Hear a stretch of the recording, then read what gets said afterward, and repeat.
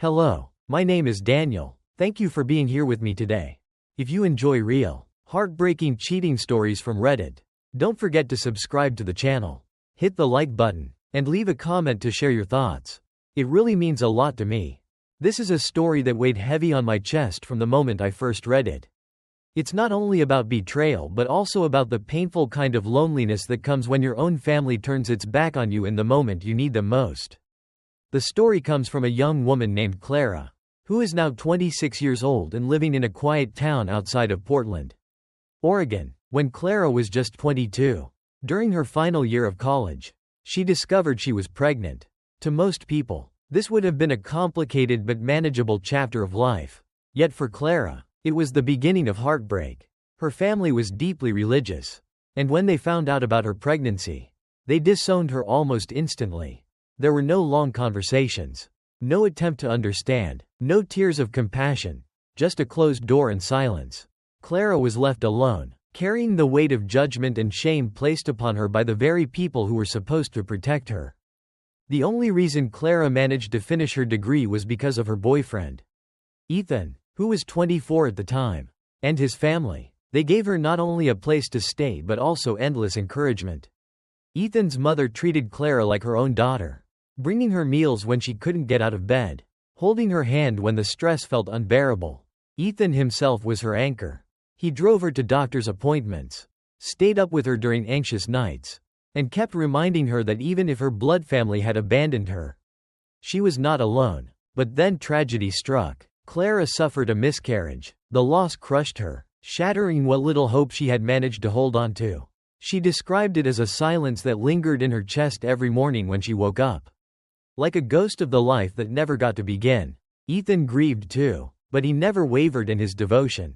Just 1 week ago, after years of standing together through storm after storm, Ethan proposed to Clara. For the first time in years, she felt a fragile light beginning to break through her sadness. Then yesterday, everything shifted again. Out of nowhere, Clara received a message on Facebook from her sister, Hannah, who is now 28. Hannah congratulated Clara on her engagement, saying she couldn't believe Clara and Ethan were still together after everything. She asked questions Clara didn't know how to answer.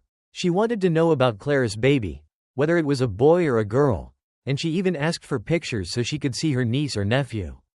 Hannah didn't seem to know about the miscarriage, or maybe she had chosen not to know. She also wrote that their parents missed Clara terribly and wanted to meet up to clear the air.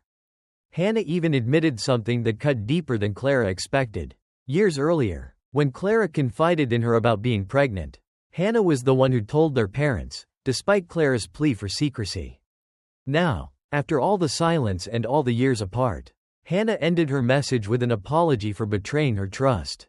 Clara hasn't replied. She has been sitting with the message for hours, rereading it, and every time she does, tears well up again. Should she open that door to the people who abandoned her at her most vulnerable? Or would doing so only reopen old wounds? When I read Clara's story, I couldn't help but feel torn. On one hand, the cruelty of being cast aside under the banner of religion is unforgivable. For your own parents to shut you out when you needed them most, it's something that leaves a scar that never really heals. But on the other hand, I wonder if there's a chance, however small, that some reconciliation might be possible. Maybe with time, regret has settled into her family's hearts. Maybe they're reaching out because they finally realize the cost of their actions. Or maybe, and this is the darker thought, they're only reaching out now because Clara is engaged and therefore more respectable in their eyes. If reconciliation is ever to happen, it should only be because they come forward with genuine remorse. They would need to say the words that matter most: "We are sorry. We were wrong. We abandoned you." Without that, any reunion would just reopen old wounds under the illusion of forgiveness. But until then, Clara has something precious. She has Ethan, a man who never once faltered when everyone else did. She has his family, people who love her without judgment. Sometimes, real family is not defined by blood but by the hands that hold you when you are falling apart. One of the comments on her story captured this perfectly. It said, "People who can abandon you when you need them most aren't truly your family. You've already chosen your real family, and they're the ones who love you without conditions." And maybe that's the truth Clara needs to remember as she decides whether to answer Hannah's message. It was never about the miscarriage. At least not in the way my sister tried to twist it. Somehow she had been keeping track of me. Either through fragments of social media I forgot to lock down or through some friend who still passed whispers of my life back to her. A part of me wanted to dig through the shadows of the internet to find exactly where she had been lurking. But deep down I knew it didn't matter. What hurt more was the sudden reminder that even after all this time away, their presence could still intrude into the fragile peace I had built. When I was cast out of my parents' house, I thought the world was ending. But in the silence that followed, in the quiet nights where I had no one to rely on but myself, something grew inside me that I had never expected. I learned how to breathe without their approval. I learned how to stand without their voices cutting into me. And eventually, I found a family that wasn't bound by blood but by love and care. In that space of loss, I had stumbled into the rarest kind of freedom. Her message began with words that felt like a slap disguised as a smile. She said she wanted to congratulate me on my engagement, that she couldn't believe my fiancé and I were still together. The way she wrote it, it dripped with disbelief, as though she expected him to abandon me just as they had. Then she added that our parents missed me, that they wanted to meet and clear the air. But even as I read it, I knew what that really meant. There would be no apology. There never had been before. What they wanted was for me to crawl back, to bow my head and ask forgiveness for sins I never committed. Some stranger online said something that struck me. They said maybe my parents didn't even know I had miscarried. And if they did, they might see it as some divine punishment for my choices. I hated how much sense that made. My parents had always twisted pain into morality, treating suffering as if it were a deserved lesson from above. If they learned about the baby, they wouldn't see it as tragedy. They'd see it as proof they had been right all along. That thought alone made my chest ache. They had years to reach out, years to ask if I was alive, to whisper even a single word of comfort. But they chose silence. And now, suddenly, they wanted to see me because my engagement made me respectable again in their eyes. It was like I had been erased as a daughter, and only the shadow of a wife and mother could make me worthy of acknowledgement. One comment cut through the noise of my mind. It said I owed them nothing. I didn't owe them forgiveness. I didn't owe them closure. The only responsibility I had was to my own healing. That truth was bitter but strangely freeing. If I wrote back at all, it could be something short and polite. Nothing more than an acknowledgement. I could thank my sister for the congratulations, say I was grateful to be surrounded by love, and tell her to consider the air cleared. No meeting, no tears, no rehearsed apologies that never came. Just an ending that I chose. And for the first time, I let myself believe that was enough. I didn't need to open the door to people who had only ever locked me out. I didn't need to prove anything anymore. The ache would always be there, but it no longer controlled me. But I'm curious, if you were standing in my place, would you take that chance and face them again? Or would you finally let go and move forward without them? I wonder sometimes if walking away forever makes me strong, or if it just makes me someone who's too tired to keep trying. Our next story is about someone else's struggle, but in its own way. It echoes that same longing for understanding. A young woman named Marissa, 22, spoke about her new boyfriend. On the surface, he was caring and thoughtful. Nothing like the men she had been warned about. They laughed together, wrestled playfully, teased each other in ways that felt light and safe. But beneath that comfort, something was unraveling. When she said, no, he didn't always listen. Not in a way that broke trust entirely, but in a way that chipped at her sense of being heard.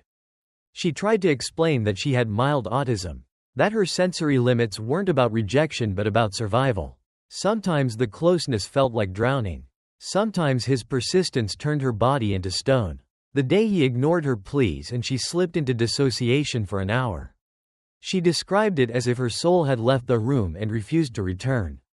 And afterward, she was left wondering if love could survive when no was not enough to be respected. I remember that night as if it were painted in fog, where nothing around me seemed real.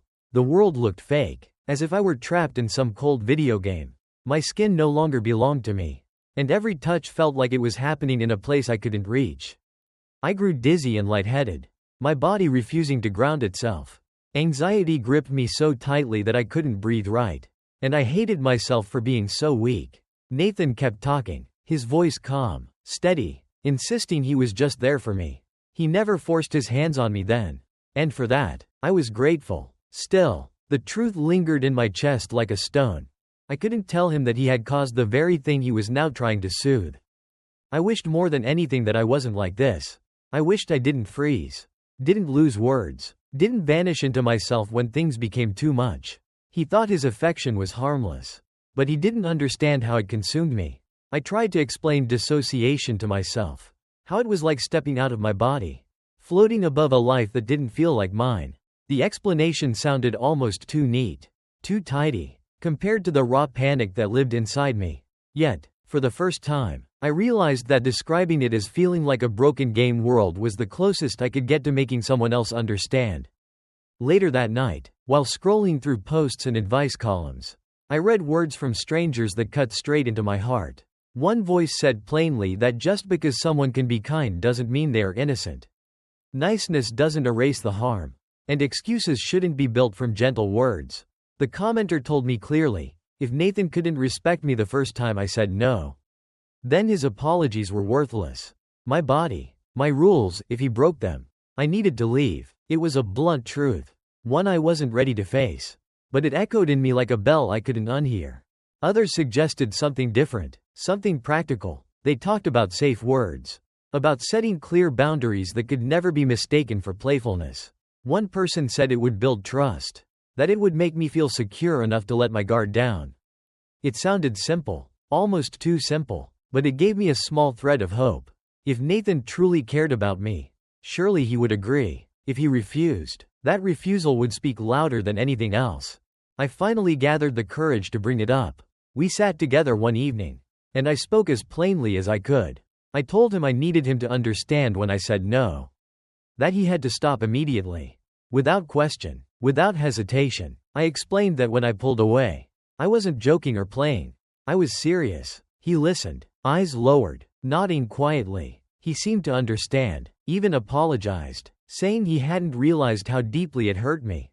For a fleeting moment, I believed him. But later that very night, everything unraveled. We were kissing, nothing more. And when he began pressing for more, I said no. He tried again, and again, 5 times in total. My voice was firm, my words clear, yet it was as if they didn't exist. I grew so upset I couldn't hold myself together. Still, I kissed him a few more times, trying to soften the edges of my refusal, trying to keep the peace. I told him my stomach hurt, which was true, and that I was too tired for anything else. But he didn't stop. When I tried to get up, he pulled me back, his hands sliding where I had forbidden him to go. The world slipped away. I disassociated instantly, floating far from the girl in that room. My body reacted, pulling his hand away, but my voice was gone. I sat silently, waiting for the storm inside my head to pass. The weight of disappointment crushed me. He should have known, he should have seen, and yet he didn't. The next morning, when I finally confronted him, his face crumbled with shame. He claimed he hadn't understood, that he thought he was simply trying to turn me on. I told him again about the safe word, how much I needed it, but he dismissed it, saying he didn't want that kind of thing between us. And that dismissal told me everything I needed to know. I thought things had finally settled after that painful night. Adrian had promised me he understood now, that he would never cross that line again. He spent the whole day apologizing, saying he couldn't forgive himself for making me feel unsafe, insisting that he now truly grasped how serious it was. He even went out and bought my favorite meal, setting it carefully on the table as if that gesture could erase the damage. I wanted to believe him. I wanted to believe that remorse could change someone. So I told myself to wait, to see if time would prove his words true. Later, when we were together again, things seemed different at first. Nothing felt forced, and for a moment I allowed myself to relax into the intimacy. But then, mid-breath, his tone shifted, his voice hardened as he whispered, "Don't you ever deny me this again. This is mine." The words struck like a blade. I froze, staring at him, unable to respond. He repeated himself, as if testing whether I would resist. I tried to push back lightly, saying that sometimes, yes, I might stop if I needed to. He chuckled, shaking his head. "No, you won't." Maybe he thought it was playful dominance. Maybe he thought it was something I would find attractive. But what I heard was control. What I felt was fear. His words carried a truth he might not even admit to himself, that deep down he liked the power. The idea of taking instead of asking. And that realization broke something inside me. I lay there afterward with a hollow ache in my chest, wondering how many more red flags I needed before I admitted to myself that I was not safe. Not really. My friends, the few who knew pieces of the story, said I should give him another chance. They reminded me that no one is perfect, that he was trying, that he apologized, and I wanted to listen, because starting over felt like tearing my life apart with my own hands. But how many chances could I give? He had promised before, and then he did it again. If he could apologize endlessly, what stopped him from repeating endlessly? I kept imagining the day he would lose his temper. The day, would push him past apology and into something darker. That thought left me cold. I don't know what I would do if it were someone else asking me for advice. From the outside, it's easier to say leave, to say run, to say nothing is worth that fear.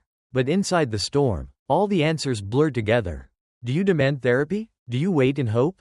Or do you walk away before hope becomes regret? The weight of these questions only deepened when I stumbled upon another story. One that felt like a mirror reflecting my doubts.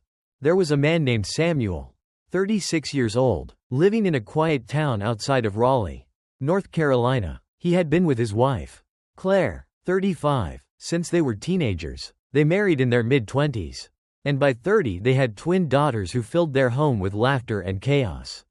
From the outside, theirs looked like a picture of stability. But hidden beneath that facade was a wound that had never closed. When Samuel was 21, he discovered that Claire had cheated on him. It was a mutual friend who told him, not Claire herself. He was shattered, but he convinced himself to forgive, to move forward. For years he carried the belief that he could outgrow the hurt. That the constant dread he felt was normal. That with enough love he could silence the questions in his head. And so he married her, hoping that commitment would soothe the unease. But time never healed it. Even a decade later, lying beside his wife, his thoughts burned with questions he could not quiet. Did she love the other man more? Did she compare them still? Was he not enough, even now? These whispers poisoned moments of intimacy. Leaving him withdrawn, Claire noticed. She begged him to stay present, to believe in her devotion.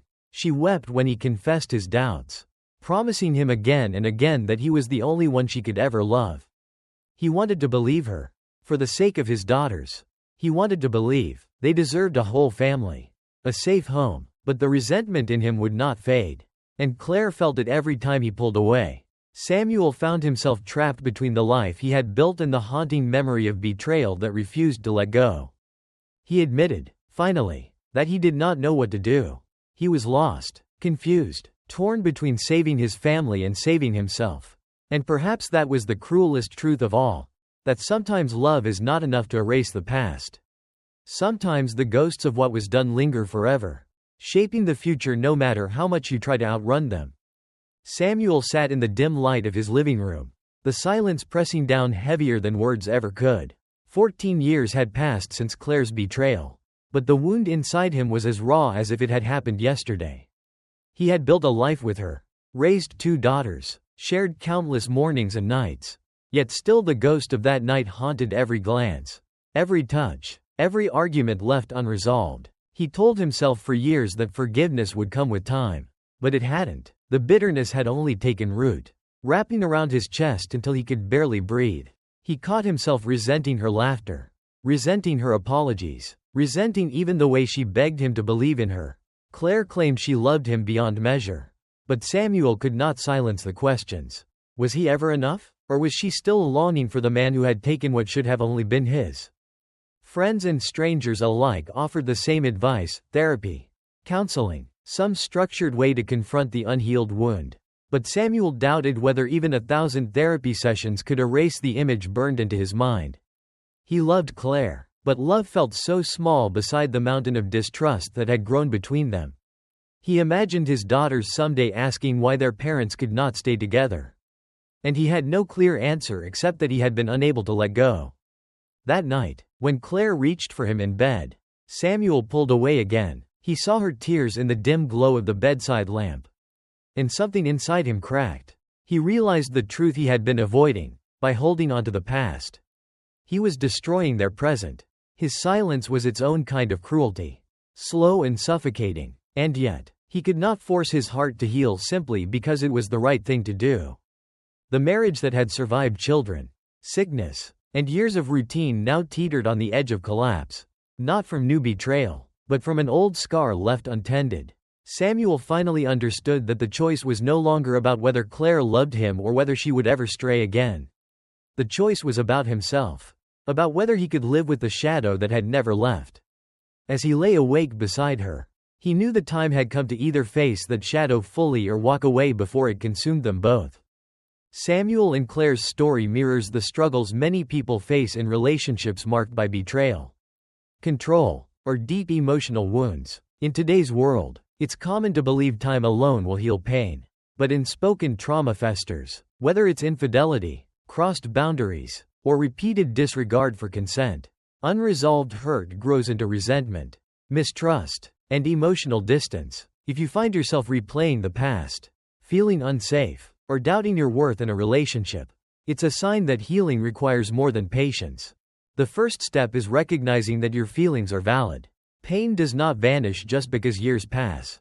Seeking professional counseling, either individually or as a couple, can provide the space to confront lingering wounds with honesty and structure. But counseling only works if both partners are genuinely willing to change.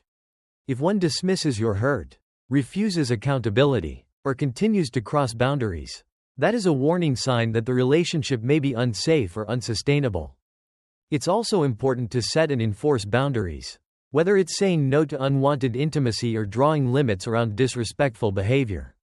Boundaries protect both your emotional and physical safety. If your partner repeatedly ignores them, that isn't love, it's control. In such cases, walking away is not failure, but survival. Most of all, do not carry the burden alone. Talk to trusted friends, family, or support groups. Healing from betrayal or toxic dynamics requires community and compassion. You deserve peace, safety, and respect. Love should never feel like fear, nor should loyalty demand you silence your pain. Recognize the warning signs early, and give yourself permission to choose a healthier path forward.